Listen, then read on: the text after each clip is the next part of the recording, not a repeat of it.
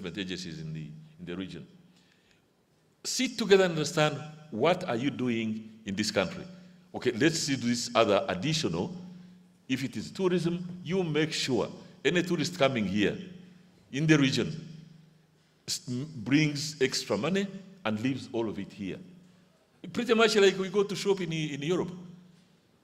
You all know, you are very familiar that each of you, whenever we go to Europe, first of all, we think it's a good chance. Anybody, Kasumba and his colleague, flying to London, you should even hear how people talk about it. Oh, I'm off to London. Eh? How about Bujumbura? It's not so much of, no, you should be saying, I'm off to Bujumbura. Because it has a better tourism facility. You should say, I'm off to Kigali. Ambassador, the interesting one, people come out of very green countries. Yeah. They go to United Arab Emirates and take pictures in the sand, and they send back here, posing in the sand. Yes, I know. It's ironical, honestly.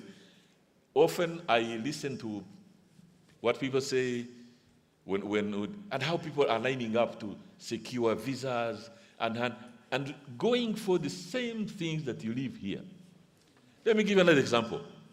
We as East Africans here, we all know our backgrounds.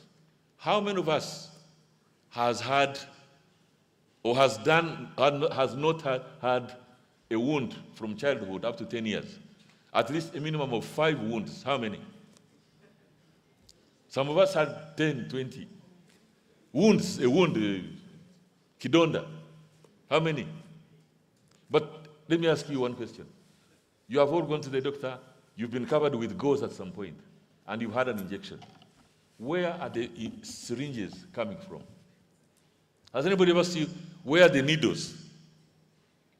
All the needles that are injecting ourselves, our cows and goats, none of us thinks of making one simplest needle. What is the gauze? All your wounds were covered at some point. I remember going to hospital and there's gauze.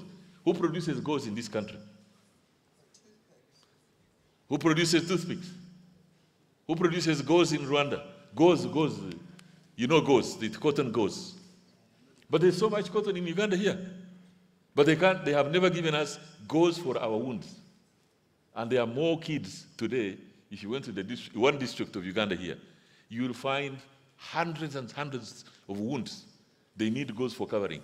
Who is covering them? Somebody else from somewhere. What is wrong with us?